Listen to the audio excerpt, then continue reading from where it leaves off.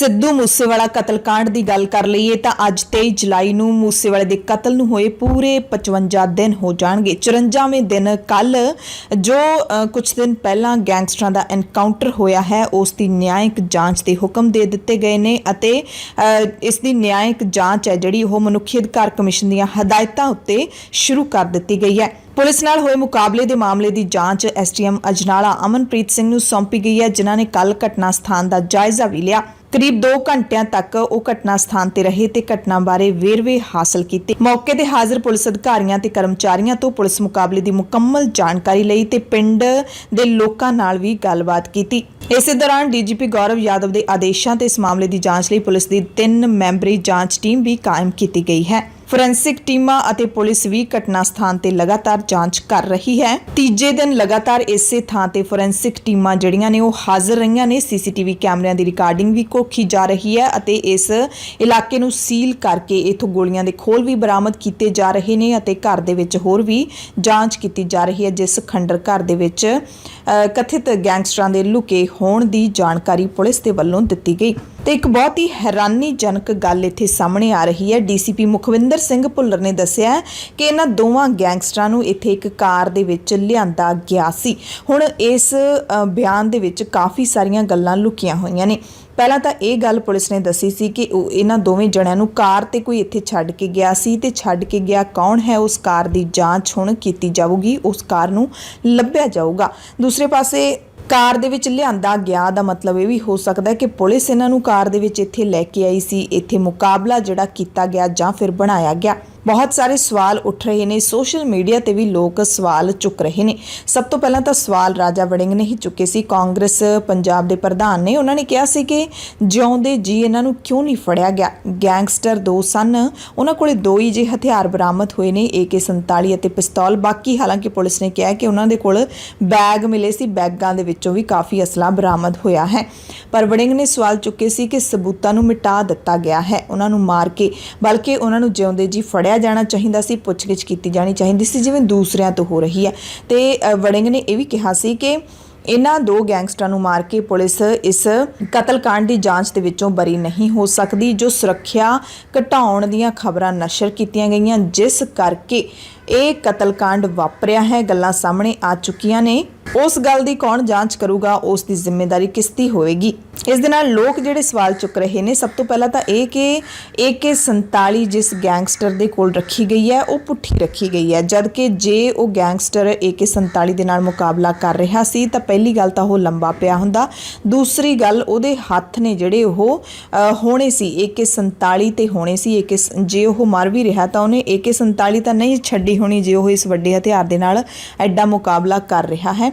ये सवाल है जिहड़ा उठ रहा है। दूजे पासे दोवें गैंगस्टर कतलकांड दे विच ही शामिल सन। इस दी पुष्टि है जिहड़ी सिद्धू मूसेवाले दे उन्हां दोस्तां ने कीती है जिहड़े वारदात मौके उस दे नाल थार दे विच सवार सन। हस्पताल दे विचों उचेचे तौर ते सिद्धू मूसेवाले दे पिता बलकौर सिंह दोवां नूं लैके गए ने। अमृतसर दे मुर्दा घर दे विच जाके इन्हां ने दोस्तां ने दोवां दीयां लाशां नूं देखिया है। पुष्टि कीती है कि मन्नू अते कुसाही ने जिहड़े कि कतलकांड दे विच शामिल सन उस वक्त मौके ते मौजूद सन। एक ये भी जानकारी तुहानूं दे दिंदे कि जो कोई भी मुकाबला हुंदा है, पुलिस मुकाबले दे विच कोई मारिया जाता है, एनकाउंटर हुंदा है, तो उसकी न्यायिक जांच की ही जाती है।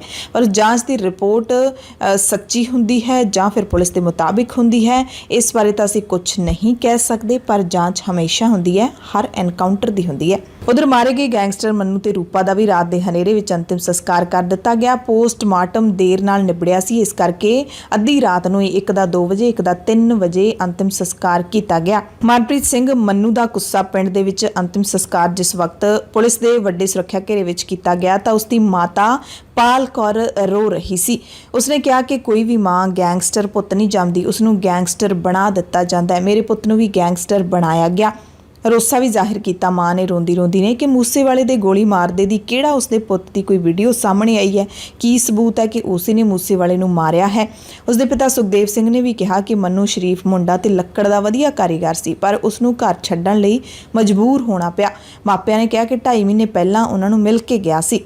ਸੋ ਇਸ ਗੱਲ ਦੇ ਵਿੱਚ ਤਾਂ ਕੋਈ ਸ਼ੱਕ ਨਹੀਂ ਕਿ ਜਦੋਂ ਕੋਈ ਵੀ ਸਿਸਟਮ ਤੋਂ ਬਾਗੀ ਹੁੰਦਾ ਹੈ, ਕੋਈ ਗੈਂਗਸਟਰ ਬਣਦਾ ਹੈ ਜਾਂ ਫਿਰ ਕਿਸੇ ਹੋਰ ਰਾਹ ਵੱਲ ਤੁਰ ਪੈਂਦਾ ਹੈ ਤਾਂ ਉਸ ਨੂੰ ਸਿਸਟਮ ਮਜਬੂਰ ਕਰਦਾ ਹੈ। ਜਿੰਨੇ ਵੀ ਵਿੱਕੀ ਗੌਂਡਰ ਵਰਗੇ ਨੌਜਵਾਨ ਜਿਹੜੇ ਕਿ ਮੁਕਾਬਲਿਆਂ ਦੇ ਵਿੱਚ ਕਥਿਤ ਮੁਕਾਬਲਿਆਂ ਦੇ ਵਿੱਚ ਮਾਰ ਦਿੱਤੇ ਗਏ ਨੇ, ਉਹ ਸਾਰੇ ਉੱਚ ਕੋਟੀ ਦੇ ਨੌਜਵਾਨ ਸਨ, ਪੜ੍ਹਾਈ ਲਿਖਾਈ ਦੇ ਵਿੱਚ ਚੰਗੇ ਸਨ। ਵਿੱਕੀ ਗੌਂਡਰ ਖੁਦ ਇੱਕ ਨੈਸ਼ਨਲ ਪਲੇਅਰ ਸੀ ਹਾਕੀ ਦਾ। ਉਸ ਨੂੰ ਕਿਵੇਂ ਲੀਡਰਾਂ ਨੇ ਆਪਣੇ ਚੁੰਗਲ ਦੇ ਵਿੱਚ ਫਸਾਇਆ, ਕਿਸ ਤਰੀਕੇ ਇਸ ਰਾਹ 'ਤੇ ਤੋਰਿਆ, ਉਸ ਕਹਾਣੀ ਤੋਂ ਕੋਈ ਵੀ ਜਿਹੜਾ ਆਪਾਂ ਕਹਿ ਸਕਦੇ ਹਾਂ ਕਿ ਅਣਜਾਣ ਨਹੀਂ ਹੈਗਾ। ਉਦੋਂ ਸਾਰੀਆਂ ਇਹ ਗੱਲਾਂ ਚੱਲੀਆਂ ਨੇ। ਪਿੰਡ ਦੇ ਲੋਕ ਕਿਸ ਕਦਰ ਵਿੱਕੀ ਗੌਂਡਰ ਦੀ ਤਾਰੀਫ ਕਰਦੇ ਸੀ। ਤੇ ਜੇ ਲਾਰੈਂਸ ਬਿਸ਼ਨੋਈ ਦੀ ਗੱਲ ਕਰਦੇ ਹਾਂ, ਲਾਰੈਂਸ ਬਿਸ਼ਨੋਈ ਹੈ ਜਿਹੜਾ ਉਹ ਫਿਰੋਜ਼ਪੁਰ ਦੇ ਇੱਕ ਪਿੰਡ ਦਾ ਰਹਿਣ ਵਾਲਾ ਹੈ। ਪਿੰਡ ਵਾਲੇ ਉਸ ਨੂੰ ਵੀ ਇੱਕ ਸ਼ਰੀਫ ਮੁੰਡਾ ਦੱਸਦੇ ਨੇ, ਪਰ ਮਹਿੰਗੇ ਜਿਹੜੇ ਸ਼ੌਂਕ ਉਹ ਰੱਖਦਾ ਸੀ, ਲੋਕਾਂ ਦੀ ਮਦਦ ਵੀ ਕਰਦਾ ਸੀ, ਪਰ ਕਈ ਸਾਲਾਂ ਤੋਂ ਹੁਣ ਪਿੰਡੋਂ ਬਾਹਰ ਸੀ। ਸੱਚਾਈ ਹੈ ਕਿ ਜਦੋਂ ਇਸ ਪਾਸੇ ਵੱਲ ਪੈਰ ਧਰ ਲੈਂਦੇ ਨੇ, ਅਪਰਾਧਾਂ ਦੀ ਦੁਨੀਆ ਦੇ ਵਿੱਚ ਇਹ ਸ਼ਾਮਿਲ ਹੋ ਜਾਂਦੇ ਨੇ, ਦਾਖਲ ਹੋ ਜਾਂਦੇ ਨੇ, ਉਸ ਤੋਂ ਬਾਅਦ ਇਹਨਾਂ ਦਾ ਪਿੱਛੇ ਮੁੜਨਾ ਮੁਸ਼ਕਿਲ ਹੋ ਜਾਂਦਾ ਹੈ।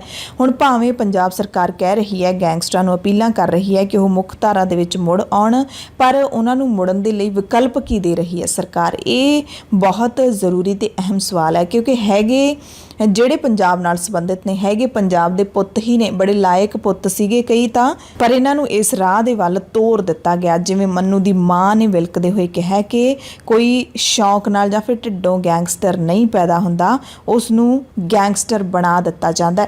ਇਸ ਕੇਸ ਦੇ ਵਿੱਚ ਵੀ ਸ਼ੂਟਰਾਂ ਨੂੰ ਮਾਰ ਦਿੱਤਾ ਗਿਆ, 2 ਸ਼ੂਟਰਾਂ ਨੂੰ ਮਾਰ ਦਿੱਤਾ ਗਿਆ, ਬਾਕੀ ਜੇਲ੍ਹਾਂ ਦੇ ਵਿੱਚ ਬੰਦ ਨੇ, ਪਰ ਇਹਨਾਂ ਨੇ ਕਤਲ ਕੀਤਾ ਕਿਸੇ ਗੈਂਗਸਟਰ ਦੇ ਕਹਿਣ ਦੇ ਉੱਤੇ। ਜੇਲ੍ਹ ਵਿੱਚ ਬੈਠੇ ਲਾਰੈਂਸ ਬਿਸ਼ਨੋਈ ਦਾ ਨਾਮ ਸਾਹਮਣੇ ਆਇਆ ਹੈ, ਪਰ ਕੀ ਲਾਰੈਂਸ ਬਿਸ਼ਨੋਈ ਦੇ ਪਿੱਛੇ ਜੋ ਹੈ, ਜੋ ਅਸਲ ਅਪਰਾਧੀ ਹੈ, ਉਸ ਨੂੰ ਪੁਲਿਸ ਸਾਹਮਣੇ ਲਿਆ ਸਕੂਗੀ? ਕਦੇ ਉਸ ਦਾ ਨਾਮ ਨਸ਼ਰ ਹੋ ਸਕੇਗਾ? ਇਹ ਸਭ ਤੋਂ ਅਹਿਮ ਸਵਾਲ ਹੈ ਜੋ ਸਿੱਧੂ ਮੂਸੇਵਾਲੇ ਦੇ ਪਿਤਾ ਵੀ ਕਰਦੇ ਨੇ ਕਿ 2 ਜਣਿਆਂ ਨੂੰ ਮਾਰਨ ਨਾਲ ਮੇਰੇ ਪੁੱਤ ਨੇ ਵਾਪਸ ਨਹੀਂ ਆਉਣਾ। ਗੈਂਗਸਟਰ ਖਤਮ ਹੋਣੇ ਚਾਹੀਦੇ ਨੇ, ਉਹਨਾਂ ਦੇ ਪਿੱਛੇ ਦੀ ਤਾਕਤ ਖਤਮ ਹੋਣੀ ਚਾਹੀਦੀ ਹੈ, ਜਿਹੜੇ ਜੇਲ੍ਹ 'ਚ ਬੈਠੇ ਵੀ ਸਲਤਨਤ ਆਪਣੀ ਚਲਾ ਰਹੇ ਨੇ। ਇਸ ਕੇਸ ਦੇ ਵਿੱਚ ਇੱਕ ਹੋਰ ਬੜੀ ਵੱਡੀ ਅਹਿਮ ਅਪਡੇਟ ਹੈ ਜਿਹੜੀ ਕਿ ਫੜੇ ਗਏ ਅੰਕਿਤ ਸੇਰਸਾ ਤੋਂ ਮਿਲੀ ਹੈ। ਸ਼ੂਟਰ ਅੰਕਿਤ ਸੇਰਸਾ, ਉਮਰ ਮਹਿਜ਼ 18-19 ਸਾਲ ਹੈ। ਉਹਨੇ ਕਹਿੰਦੇ ਪੁਲਿਸ ਕੋਲ ਮੰਨਿਆ ਹੈ ਕਿ ਗੈਂਗਸਟਰ ਗੋਲਡੀ ਬਰਾੜ ਨੇ ਉਹਨਾਂ ਨੂੰ ਕੋਈ ਰਕਮ ਨਹੀਂ ਦਿੱਤੀ, ਕੋਈ ਪੈਸੇ ਨਹੀਂ ਦਿੱਤੇ। ਉਸਨੇ ਕਿਹਾ ਕਿ ਬਰਾੜ ਨੇ ਮੂਸੇਵਾਲੇ ਦੇ ਕਤਲ ਤੋਂ ਪਹਿਲਾਂ ਹਰਿਆਣਾ ਮੋਡਿਊਲ ਦੇ ਸ਼ੂਟਰਾਂ ਨਾਲ ਪੈਸਿਆਂ ਸਣੇ ਹੋਰ ਮਾਣ ਤਾਣ ਦਾ ਜਿਹੜਾ ਵਾਅਦਾ ਕੀਤਾ ਸੀ ਉਹ ਸਿਰੇ ਨਹੀਂ ਚੜਿਆ, ਤੇ ਕਤਲ ਤੋਂ ਬਾਅਦ ਤਾਂ ਉਹਨੇ ਫੋਨ ਚੁੱਕਣਾ ਵੀ ਬੰਦ ਕਰ ਦਿੱਤਾ। ਇਸ ਤੋਂ ਪਹਿਲਾਂ ਪੁਲਿਸ ਦੀ ਗ੍ਰਿਫਤ ਦੇ ਵਿੱਚ ਪ੍ਰਿਆਵਰਤ ਫੌਜੀ ਕਸ਼ਿਸ਼ ਉਰਫ ਕੁਲਦੀਪ ਨੇ ਵੀ ਪੁੱਛ ਪੜਤਾਲ ਦੌਰਾਨ ਖੁਲਾਸਾ ਕੀਤਾ ਕਿ ਸਿੱਧੂ ਮੂਸੇਵਾਲੇ ਦੇ ਕਤਲ ਦਾ ਸੌਦਾ ਕਰੋੜ ਰੁਪਏ 'ਚ ਹੋਇਆ ਸੀ, ਜਿਹਦੇ ਵਿੱਚੋਂ 10 ਲੱਖ ਰੁਪਏ ਤਾਂ ਪਹਿਲਾਂ ਦਿੱਤੇ ਗਏ ਸੀ। ਹਰ ਸ਼ੂਟਰ ਨੂੰ 5-5 ਲੱਖ ਦੇਣ ਦੀ ਗੱਲ ਕੀਤੀ ਸੀ। ਹਾਲਾਂਕਿ ਕੈਨੇਡਾ ਬੈਠੇ ਗੈਂਗਸਟਰ ਗੋਲਡੀ ਬਰਾੜ ਨੇ ਕੁਝ ਦਿਨ ਪਹਿਲਾਂ ਜਾਰੀ ਕੀਤੀ ਵੀਡੀਓ 'ਚ ਕਿਹਾ ਸੀ ਕਿ ਸਿੱਧੂ ਮੂਸੇਵਾਲੇ ਨੂੰ ਮਾਰਨ ਲਈ ਕੋਈ ਪੈਸਾ ਨਹੀਂ ਦਿੱਤਾ ਗਿਆ, ਬਲਕਿ ਸ਼ੂਟਰ ਇਹ ਦਾਅਵਾ ਕਰ ਰਹੇ ਨੇ ਕਿ ਫਿਰੌਤੀ ਦੀ ਰਕਮ ਪੂਰੀ ਨਹੀਂ ਮਿਲੀ। ਬਰਾੜ ਨੇ ਫੋਨ ਚੁੱਕਣੇ ਵੀ ਬੰਦ ਕਰ ਦਿੱਤੇ ਸੀ। ਸੋ ਆਖਿਰਕਾਰ ਗੱਲ ਮੁੱਕਦੀ ਇਸੇ ਗੱਲ ਤੇ ਆ ਕੇ ਹੈ ਕਿ ਬੁਰੇ ਕੰਮ ਦਾ ਬੁਰਾ ਹੀ ਨਤੀਜਾ ਹੁੰਦਾ ਹੈ। ਜੇ ਤੁਸੀਂ ਇਸ ਦਲਦਲ ਦੇ ਵਿੱਚ ਪੈਰ ਧਰਿਆ ਹੈ ਤਾਂ ਉਹਦੇ ਵਿੱਚ ਤੁਸੀਂ ਫਸੋਗੇ ਹੀ ਫਸੋਗੇ, ਕਿਉਂਕਿ ਤੁਹਾਨੂੰ ਪਨਾਹਾਂ ਦੇਣ ਵਾਲੇ, ਤੁਹਾਡੀ ਪੁਸ਼ਤ ਪਨਾਹੀ ਕਰਨ ਵਾਲੇ ਵੱਡੇ ਹੁੰਦੇ ਨੇ, ਤੇ ਵੱਡੇ ਕਦੇ ਵੀ ਜਦੋਂ ਖੁਲਾਸੇ ਹੋ ਜਾਂਦੇ ਨੇ ਤੁਹਾਡੇ ਬਾਰੇ ਤਾਂ ਤੁਹਾਡਾ ਸਾਥ ਕਦੇ ਨਹੀਂ ਦੇਣਗੇ, ਤੁਹਾਨੂੰ ਹੀ ਮਰਨਾ ਪਊਗਾ। ਜ਼ਰੂਰ ਅਪੀਲ ਕਰਨ ਨੂੰ ਮਨ ਕਰਦਾ ਹੈ, ਖਾਲਸ ਟੀਵੀ ਦੇ ਜ਼ਰੀਏ ਨਿੱਜੀ ਤੌਰ ਤੇ ਅਪੀਲ ਕਰਨ ਨੂੰ ਮਨ ਕਰਦਾ ਹੈ ਕਿ ਇਸ ਰਾਹ ਤੋਂ ਵਾਪਸ ਮੁੜ ਆਓ। ਇਸ ਰਾਹ ਤੇ ਸਿਰਫ ਤੁਹਾਨੂੰ ਵਰਤਿਆ ਜਾਂਦਾ ਹੈ, ਵਰਤ ਕੇ ਤੁਹਾਨੂੰ ਖਤਮ ਕਰ ਦਿੱਤਾ ਜਾਂਦਾ ਹੈ। ਇਹ ਸੱਚਾਈ ਹੈ। ਪੰਜਾਬ ਦੇ ਮੁੱਖ ਮੰਤਰੀ ਭਗਵੰਤ ਸਿੰਘ ਮਾਨ ਨੇ ਕੱਲ੍ਹ ਫਿਰ ਚੇਤਾਵਨੀ ਦਿੱਤੀ ਹੈ ਕਿ ਗੈਂਗਸਟਰ ਨਤੀਜੇ ਭੁਗਤਣ ਦੇ ਲਈ ਤਿਆਰ ਰਹਿਣ। ਹਾਲਾਂਕਿ ਆਮ ਆਦਮੀ ਪਾਰਟੀ ਦੀ ਸਰਕਾਰ ਦੀ ਕੱਲ੍ਹ ਹਾਈਕੋਰਟ ਦੇ ਵਿੱਚ ਕਾਫੀ ਖਿਚਾਈ ਹੋਈ ਹੈ। ਸੁਰੱਖਿਆ ਲੀਕ ਮਾਮਲੇ ਦੇ ਵਿੱਚ ਖਿਚਾਈ ਕੀਤੀ ਗਈ ਹੈ।